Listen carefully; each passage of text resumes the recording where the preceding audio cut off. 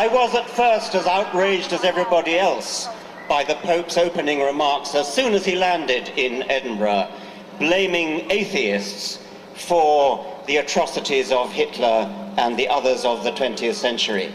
But then I took comfort from it, because it seemed to me that in a way it was showing that we had rattled them so much that he was forced to the ignominious expedient of attacking us so as to divert attention from the real crimes that had been committed in the name of the Catholic Church. I can just imagine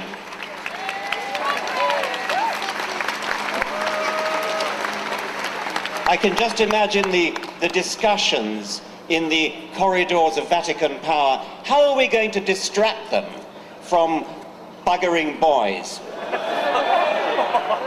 And the answer came, why don't we attack secularists? Why don't we attack atheists? Why don't we blame them for Hitlerism?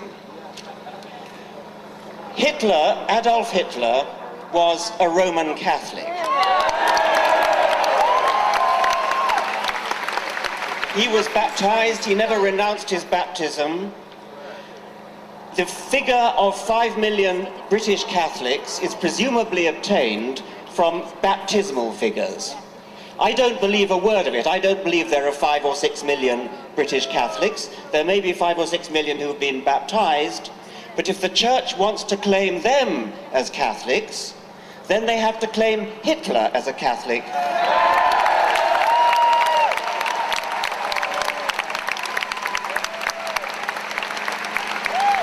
At very least, Hitler believed in a personified providence. He often spoke of it, and it was presumably the same providence that was invoked by the Cardinal Archbishop of Munich in 1939, when Hitler escaped assassination and the Cardinal ordered a special Te Deum in Munich Cathedral, quote, to thank divine providence in the name of the Archdiocese for the Führer's fortunate escape.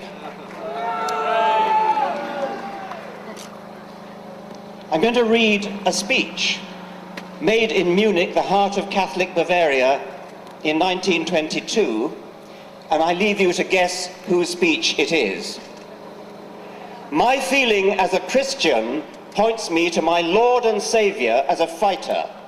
It points me to the man who once in loneliness, surrounded by a few followers, recognized these Jews for what they were and summoned men to fight against them, and who, God's truth, was greatest not as a sufferer, but as a fighter. In boundless love as a Christian and as a man, I read through the passage which tells how the Lord at last rose in his might and seized the scourge to drive out of the temple the brood of vipers and adders.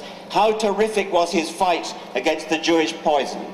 Today, after 2,000 years, with deepest emotion, I recognize more profoundly than ever before the fact that it was for this that he had to shed his blood upon the cross. That was one of numerous speeches by Adolf Hitler, passages in Mein Kampf, where Adolf Hitler invoked his own Roman Catholic Christianity. No wonder he received such warm support from within the Catholic hierarchy of Germany.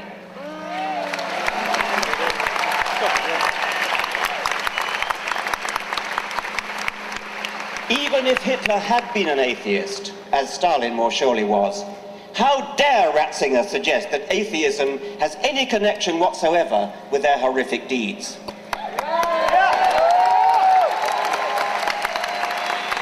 Any more than Hitler's and Stalin's non-belief in leprechauns or unicorns, any more than their sporting a moustache along with Franco and Saddam Hussein. There is no logical pathway from atheism to wickedness, unless, that is, unless you are steeped in the vile obscenity at the heart of Catholic theology. I refer to the doctrine of original sin. These people believe, and they teach this to tiny children, at the same time as they teach them the terrifying falsehood of hell, that every baby is born in sin. That would be Adam's sin, by the way. Adam, who, as they themselves now admit, never actually existed. Original sin means that from the moment we are born, we are wicked, corrupt, damned, unless we believe in their God, or unless we fall for the carrot of heaven and the stick of hell.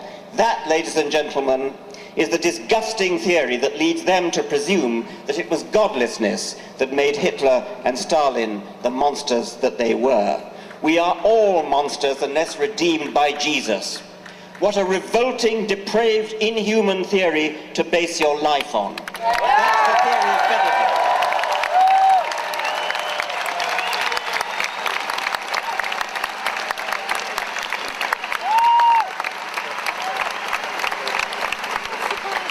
Joseph Ratzinger is an enemy of humanity. He's an enemy of children whose bodies he's allowed to be raped and whose minds he is encouraged to be infected with guilt. It's embarrassingly clear that the Church is less concerned with saving child bodies from rapists than with saving priestly souls from hell, and most concerned with saving the long-term reputation of the Church itself. He's an enemy of gay people, bestowing on them the sort of bigotry that his church used to reserve for Jews before 1962. He's an enemy of women, barring them from the priesthood, as though a penis were an essential tool for pastoral duties.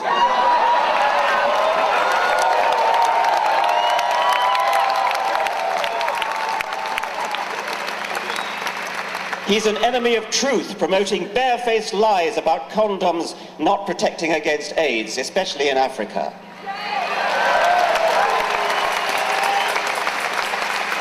He's an enemy of the poorest people on the planet, condemning them to inflated families that they cannot feed, and so keeping them in the bondage of perpetual poverty. A poverty which sits ill beside the obscene wealth of the Vatican.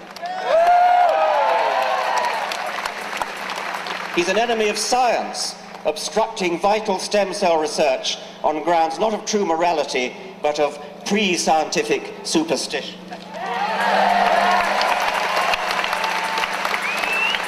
Ratzinger is even an enemy, he's even an enemy of the Queen's own church, arrogantly dissing Anglican orders as, quote, absolutely null and utterly void, while at the same time shamelessly trying to poach Anglican vicars to shore up his own pitifully declining priesthood.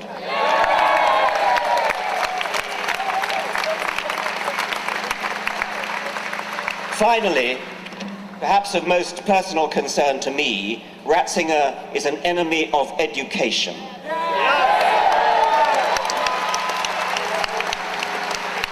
Quite apart from the lifelong psychological damage caused by the guilt and fear that have made Catholic education infamous throughout the world, he and his church foster the educationally pernicious doctrine that evidence is a less reliable basis for belief than faith, tradition, revelation, and authority.